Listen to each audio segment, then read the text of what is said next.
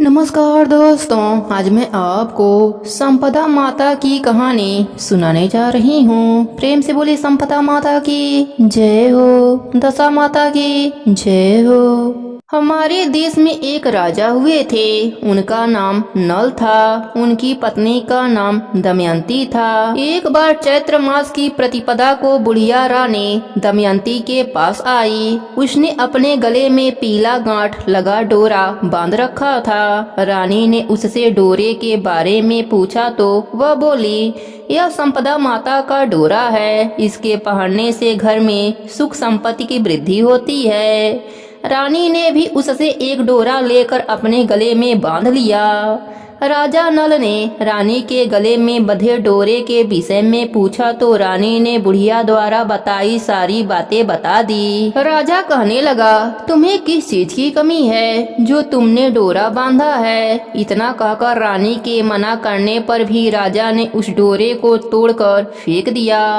रात्रि में राजा को सपने में एक स्त्री बोली, मैं जा रही हूँ, तथा दूसरी स्त्री बोली, मैं आ रही हूँ। इस प्रकार 10-12 दिन तक रोज यही सपना आता रहा। वह उदास रहने लगा। रानी के पूछने पर राजा ने रानी को सपने की बात बताई। रानी ने राजा से दोनों स्त्रियों का नाम पूछने को कहा।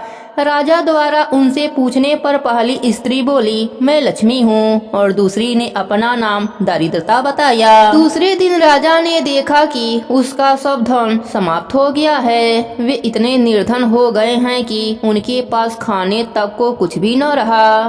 दुखी मन से राजा रानी जंगल में कंदमूल खाकर अपने दिन बिताने लगे। राह में उनके 5 बरस के बेटे को भूख लगी तो रानी ने राजा से मालिन के यहाँ से छाछ मांग कर लाने को कहा। राजा ने मालिन से छाछ मांगी तो मालिन ने कहा, छाछ समाप्त हो गई है। आगे चलने पर एक विषधर ने कुंवर को डस लिया।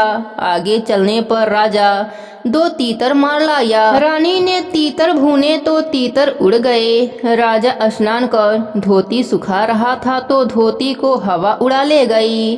तब रानी ने अपनी धोती फाड़कर राजा को दे दी। वे भूखे प्यासे आगे बढ़े तो मार्ग में राजा के मित्र का घर पड़ा। मित्र ने दोनों को एक कमरे में ठहराया। वहां लोहे के औजार रखे तो वे धरती में समा गए।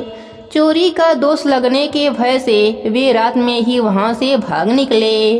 आगे चलकर राजा की बहन का घर पड़ा। राजा की बहन ने उन्हें एक पुराने महल में ठहराया। सोने के थाल में उन्हें खाना भेजा तो थाल मिट्टी के बर्तन में बदल गए। राजा बड़ा लज्जित हुआ। थाल को वहीं जमीन में गाड़कर वहां से भाग निकले। आगे चलने पर एक साहूकार का घर आया। साहूकार ने राजा के ठहरने की व्यवस्था पुरानी हवेली में कर दी। वहां पर खूंटी पर एक हीरो का हार टंगा हुआ था। पास ही दीवार पर एक मोर का चित्र बना था। वह मोर हार को निगलने लगा। यह देखकर वे वहां से भी चोरी के डर से भाग निकले। अब रानी की सलाह पर राजा जंगल में कुटिया बनाकर रहने की सोचने लगा। वे जंगल में एक सूखे बगीचे में जाकर ठहरे। वह बगीचा हरा भरा हो गया।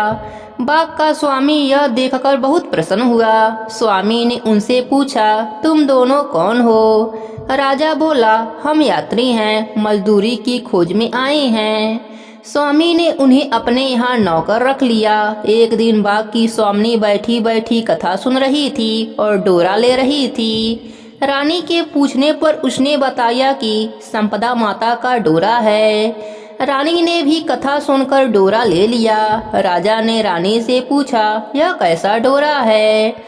रानी बोली, यह वही डोरा है जिसे आपने एक बार तोड़कर फेंक दिया था और हमें इतनी विपत्तियां झेलनी पड़ रही है। संपदा देवी हम पर नाराज हैं। रानी बोली, यदि संपदा माता सच्ची हैं तो हमारे दिन फिर से लौट आएंगे। उसी रात को राजा को सपना आया। एक स्त्री कह रही है, मैं जा रही हूँ। दूसरी स्त्री बोली, मैं आ रही हूँ।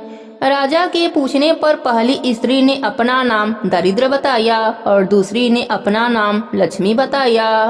राजा ने लक्ष्मी से पूछा, अब तो नहीं जाओगी। लक्ष्मी बोली, यदि तुम्हारी पत्नी संपदा का डोरा लेकर कथा सुनती रहेगी तो मैं कहीं नहीं जाऊंगी।